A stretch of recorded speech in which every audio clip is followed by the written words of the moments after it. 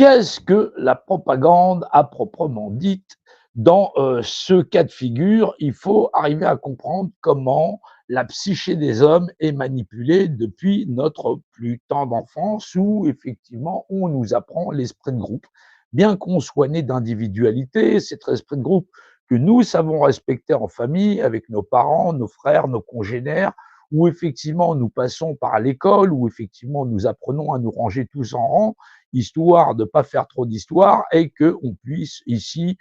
distribuer la classe parce qu'effectivement, c'est là qu'on est censé apprendre des choses qui vont nous aider plus tard à survivre dans le monde des hommes.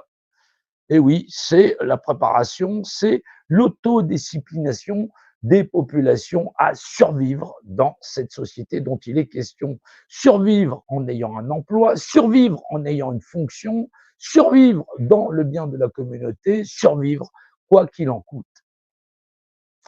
Il faut bien comprendre que cette propagande immiscée va générer chez les populations un trait de caractère très spécifique qui disent effectivement, nous ne pensons pas par l'individualité, mais bien par le groupe.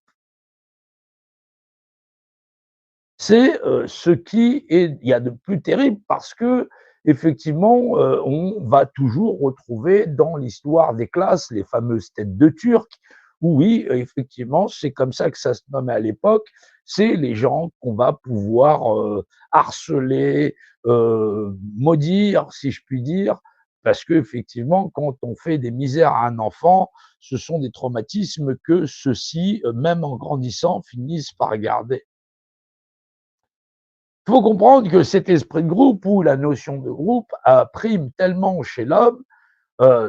et c'est ainsi qu'elle est initiée, où dès le plus tendre enfance, on vous fait désigner des représentants pour pouvoir diriger, parler au nom du groupe face à ceux qui sont les grands conseilleurs ou les grands professeurs ou effectivement ceux qui représentent l'autorité absolue et générale que sont l'administration scolaire, rien qu'à cette époque-là, et qui va devenir la norme tout en grandissant lorsqu'on fait le primaire, lorsqu'on fait la collégiale, ou qu'on fasse le lycée, ou même à titre universitaire, où là, il faut choisir effectivement entre tel parti, tel syndicat d'étudiants, pour pouvoir faire valoir sa voix. C'est-à-dire une autocratie, c'est la redirection de ce que nous sommes en tant qu'individu vers des membres ou un membre, un directeur général qui sera le PDG général de cette association ou celui-ci, qui va parler au nom de tous, c'est-à-dire vers ce qu'on appelle aujourd'hui les systèmes de présidence.